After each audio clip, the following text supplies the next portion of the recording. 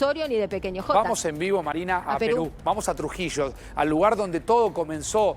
Está Oscar Sánchez, el colega de RPP, allí en Trujillo. Oscar, un gusto verte. Marina Calabró, Facundo Pastor, aquí en Buenos Aires, en A24. ¿Cómo estás? ¿Qué tal, Facundo, Marina? Sí, un gusto poder conversar con ustedes.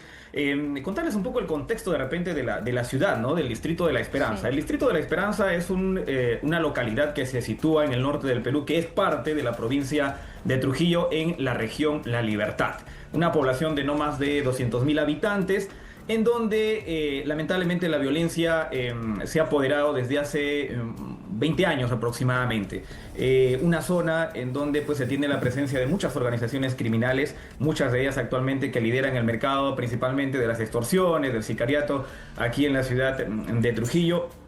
Y en cuanto específicamente a Pequeño Jota, no se ha tenido referencia ni antecedentes de él. Su nombre empieza a sonar en los medios locales, en los medios nacionales de nuestro país, a raíz de lo que ha ocurrido recién en Argentina, ¿no? Que se le empieza a él a acusar de este triple crimen, de ser el autor intelectual de este triple feminicidio, de estas tres jovencitas en Argentina. Recién allí es que cobra relevancia su nombre y en los medios aquí en nuestro país, aquí en Trujillo específicamente, es que se empieza a indagar para conocer qué se sabía de él. Y en realidad, por parte de la policía, por ejemplo, con quienes hemos buscado conocer si hay algún tipo de antecedentes, no se tiene antecedentes de él, antecedentes delictivos, por ejemplo, aquí en la ciudad de Trujillo, Oscar, que en algún momento haya sido intervenido, más que antecedentes por parte de sus Trujillo ahí en las imágenes, ¿no? Eso es lo que están viendo, las calles de Trujillo las estamos recorriendo con una motocam, con un auto. Existe, Oscar, una organización delictiva, una banda criminal conocida como el Gran Marqués, allí en la zona, y hay una guerra territorial con otra organización llamada Los Injertos de Nuevo Jerusalén. ¿Qué nos puedes explicar de esto? Como les contaba, aquí en Trujillo hay muchas organizaciones criminales, pero las que mencionas, por ejemplo, no son de gran relevancia o no han tenido mucha relevancia. Aquí hablamos de organizaciones criminales fuertes como son los Pulpos, que son conocidos internacionalmente, la Jauría, los Compadres, la Gran Familia, entre otras organizaciones, pero las que se ha mencionado como que son las de referencia o vinculación a Pequeño Jota por sus familiares, por su papá incluso, no han tenido mucha relevancia, más que de repente por ser remanentes de otras organizaciones criminales que se juntan y forman una nueva organización criminal. Pero, como les contaba hace instantes, no se ha tenido mucha referencia de el accionar delictivo de Pequeño Jota o de su entorno, más que por referencia de su papá, que fue asesinado en el 2018. Y a partir de allí que se supone él asume un poco esta actitud de buscar venganza, pero luego resulta que él empieza a radicar en Argentina y es en donde aparentemente empieza ya a insertarse un poco en este mundo del AMPA, incluso del narcotráfico. Claro. Y pensando en lo que fue el operativo de detención, ¿no? Primero de Osorio, después de Pequeño Jota, ¿qué nos podés contar de ese trabajo coordinado entre las fuerzas de seguridad del Perú, las de Argentina, la Fiscalía? ¿Cómo se logró dar primero con Osorio y después con Pequeño Jota? Sí, justamente el comandante de la Policía Nacional en nuestro país, a nuestro medio justamente ha brindado una declaración en donde señala que ha habido una estrecha coordinación, ¿no? Que en menos de 24 horas se pudo conseguir esta intervención a raíz de la coordinación que existió entre el Ministerio del Interior de nuestro país con las autoridades de Argentina, y así es que se pudo dar primero con Osorio, que había llegado hasta la capital en donde se iba a encontrar con Pequeño Jota, y el caso de Pequeño Jota que se le interviene en Pucusana. Es decir, ya había un despliegue de la policía en coordinación con la policía de Argentina para poder hacerles el seguimiento y finalmente hacerles la intervención, que era lo que estaban buscando ya desde que se tuvo conocimiento que había entrado por Bolivia y que estaba llegando hacia la capital, porque Pucusana es una localidad y las condiciones en las que estaban, ¿te llamó la atención? Porque uno estaba prácticamente en situación de calle, el otro escondido en el camión. Y sumando a esto que plantea Marina, Oscar, cuando uno ve recién la imagen de Pequeño Jota trasladado por un policía, creo que ni siquiera tiene chaleco antibala, lo podemos repasar. Lo podemos repasar, entonces, pero no. Ahí uno toma la dimensión. Solo una pechera de detenidos. O la propia policía peruana no está interpretando que estemos frente a alguien. Acá en la Argentina se usa mucho el concepto de perejil para alguien que justamente no es un capo narco. Tiene apenas una pechera, los traslada un policía. O no se tomaron los recaudos, o evidentemente la policía o los informes de inteligencia allí no están evaluando que es alguien muy peligroso. Creo que va por ese lado, ¿no? El tema de conocer la peligrosidad, porque claro, acá, reitero, se toma conocimiento por lo ocurrido en Argentina, porque acá la policía no tenía mapeado el nombre de Pequeño J como es su alias, como líder o presunto integrante de organizaciones criminales fuertes, ¿no? Claro. Y bueno, sí, pues ahí lo encuentran en un camión donde estaba oculto en la zona de Pucusana y ha sido trasladado en esas condiciones. Ya recién cuando se ha tenido la presencia de los medios masivos es que se ha tomado un poco más de previsión, por decirlo así, en su traslado. Bien, y recién decías que era alguien que había pasado por abajo del radar. A nosotros nos llama mucho la atención, primero, que no tenga registrada la salida del Perú y que haya llegado a la Argentina. Después había algunas dudas sobre la legitimidad o legalidad de su pasaporte, que no tenga antecedentes ni policiales siquiera, ni hablemos de penales. ¿Es común que alguien vinculado a la narcocriminalidad pase tan por abajo del radar? En realidad sí también nos llama mucho la atención porque claro, cuando sonó su nombre, nosotros lo primero que hicimos fue buscar a la policía para que nos pueda brindar información y de repente pensar que ellos ya estaban también haciendo un trabajo de inteligencia, seguimiento, pero nos topamos con la sorpresa que nos decían que ellos no tenían información de él y que todo lo estaba manejando la Policía Internacional de Argentina, la Interpol, para poder dar con su paradero y que acá lo único que iban a hacer era darle las facilidades para que se pueda realizar el trabajo de coordinación. Y reitero, sí, pues es un poco extraño que alguien que se le acusa de este tipo de crímenes o de ser líder incluso de una organización, lo cual no quiere decir que no haya sido un asesino sanguinario, la justicia lo va a determinar. Pero es llamativo, ¿no? Veíamos incluso, ahí estás viendo a pantalla partida, Oscar, el momento en que lo sacaban, 2 policías, un auto, no hay ni siquiera, debe ser un auto blindado.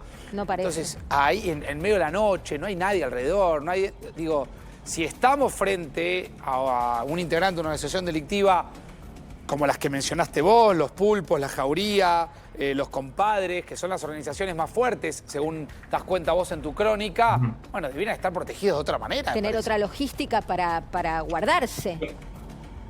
Claro, haciendo un comparativo, quizás hace poco en Paraguay se detuvo a un ranqueado delincuente, ¿no? Que estaba prófugo de nuestro país, el conocido con el alias del Monstruo. Sí. Era totalmente distinta, ¿no? La intervención que se tuvo con él en Paraguay, la forma como es que se lo trasladó, cómo es que finalmente la policía lo tenía a él incluso encapuchado para que pueda declarar. Claro, sí, nos mirábamos con Marina porque ayer fue tapa de todos los diarios, había una gran conmoción en Perú y ahí Pequeño J se colaba con su historia para competirle la tapa de los diarios, por ejemplo la tapa del diario La República.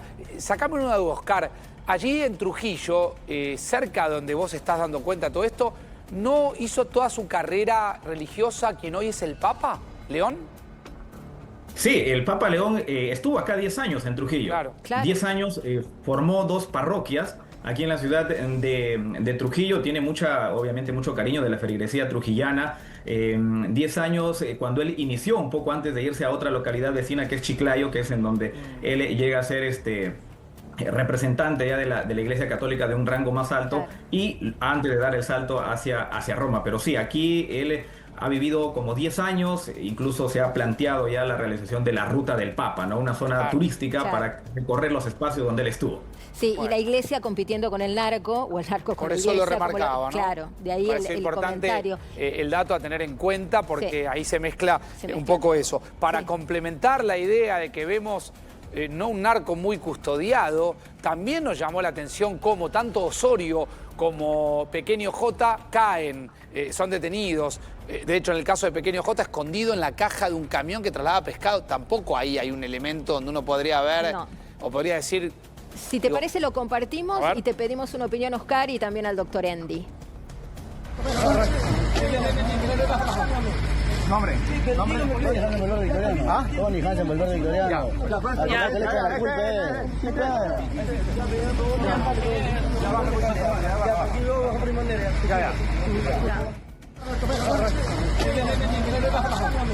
Nombre. Ahí está, bueno, dice... Al que le echan la culpa. Al que le echan la culpa. Que al principio tuvimos que ver si no decía no le echen la culpa a él, que es el camionero, que tampoco tenemos claro si ese camionero lo traslada sabiendo quién era, si es cómplice de alguna logística. No sabemos si Oscar quedó detenido o no. Ahora, yo insisto, o estamos frente a un criminal con un nivel de frialdad total en su mirada, en sus expresiones, o no. O. Y estamos frente a otro tipo de personaje, aún sin dejar de pensar que pudo haber sido un tremendo sanguinario y un asesino, ¿no? Absolutamente. ¿Qué ves cuando lo ves a Pequeño J, Oscar? Nos hace recordar aquí en el norte, hemos tenido delincuentes ranqueados que han iniciado a muy corta edad. Uno de ellos, no sé si en Argentina se ha tenido referencia de un menor conocido con el alias de Gringallo, a quien se le denominó el sicario más joven del Perú. ¿Por qué? Porque a la edad de 14, 15 años ya se le acusaba de haber cometido crímenes. Y él, bueno, cuando era intervenido, detenido por la policía, tenía pues cierta tranquilidad, ¿no? O sea, todo el mundo lo veía y era una persona totalmente tranquila, aparentemente, ¿no? Pero luego, conforme fueron avanzando las investigaciones, ahora está cumpliendo con condena, ya es mayor de edad. Pero, o sea, hace recordar un poco a esta imagen que uno puede ver de Pequeño J siendo trasladado, también dando llama a la entender atención, de que Oscar, perdón, no pudo haber cometido ningún hecho delictivo. Perdón la interrupción. También llama la atención, más allá de esto que uno ve, que es un hombre que hasta esboza una sonrisa sarcástica y puede ser parte de esa descripción que vos hacías, pero es demasiado joven, ¿no? Uy. Uno piensa en la etapa sanguinaria de Escobar Gaviria, fue su final, no fue su inicio. Y acá el doctor Endi, que representa a dos de los detenidos, está convencido de que él no es la cabeza ni siquiera de este crimen. Y bueno, recién nos decía el doctor Estorto, que representa a una parte de los particulares damnificados, que sí, que se corta acá. Difícil saber su rol cuando todo está tan atomizado en el narcomenudeo en Perú. Sí, bueno, el tema del narcotráfico aquí, la ciudad de Trujillo, por ejemplo, es una ciudad de paso, ¿no? O sea, aquí hace algunos años, no recuerdo el año exacto, hubo una intervención fuerte a una banda denominada Los Carboneros. ¿Por qué? Porque en contenedores de carbón se encontró una gran cantidad de carga de droga en la localidad de Huanchaco, que es una zona que está aquí a 20 minutos de la ciudad de Trujillo. Y siempre se ha dicho que Trujillo es una ciudad de paso del narcotráfico, ¿no?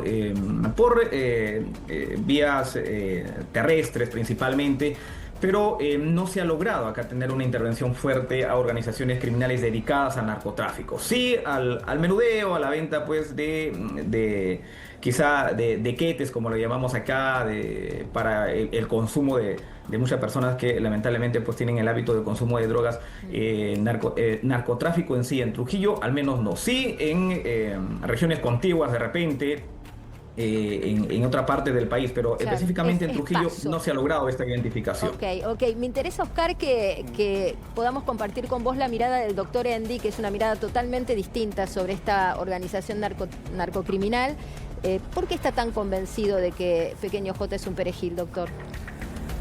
Porque veo lo mismo que ven ustedes, una persona muy joven. Pero no le quitamos responsabilidad a nosotros, doctor. En el crimen no. Nosotros queremos saber, entendemos que usted, ahora lo dejo completar, usted está haciendo una defensa técnica, nos hacemos preguntas respecto a lo que está sucediendo. Yo no defiendo a esta persona. Pero defiende... A Sotacuro e Iván. No hago una defensa técnica. Cuando hay que hacer futurología, como lo hizo el doctor Estorte, hay que tener mucho cuidado, porque en el programa Majul me dijo que ya estaba la causa en la justicia federal y está en la justicia de provincia. Segundo, hoy dijo que están todos condenados. Él no es juez.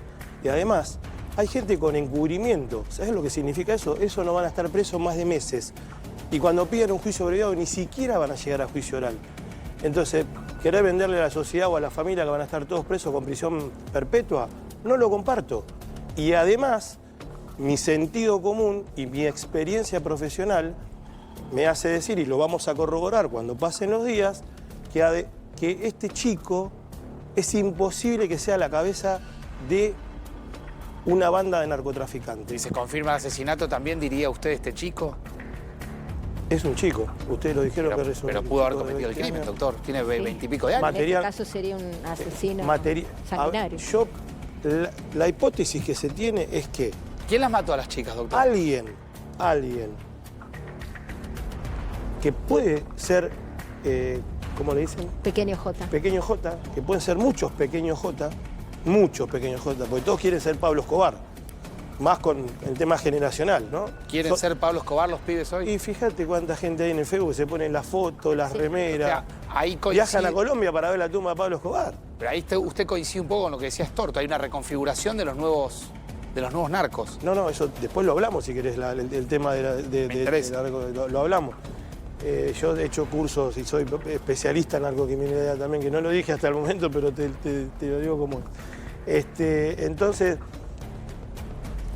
que un chico de, ¿cuántos? 20 años, haya ideado todo lo que ideó, sin saber si siquiera está en Argentina, a mí no me cierra. Ahora, vamos a ver con el correr de los días que hay gente, quizás sean los jefes de él, no lo sabemos todavía. Pero usted gente, dice que va a caer más gente. Sí, con mucho más edad, por supuesto. ¿Usted le ve un contexto... Pero te lo digo, o sea, lo digo hoy, ¿Le ve este triple crimen en un contexto electoral, doctor? No, pero eso lo dije, yo soy apolítico prácticamente, lo dije en una realidad. O sea, recordemos el caso Candela. Una muerta, mujer. Sí. Recordemos ahora que falta poco para las elecciones como en aquel momento. 3 muertas, mujer. Nunca un hombre. Siempre mujeres. Nos da un minuto, doctor, sí, porque no. nos llama otra de nuestras unidades móviles. Está Selmira Polaco en Zabaleta, en la Villa Zabaleta, en Barracas.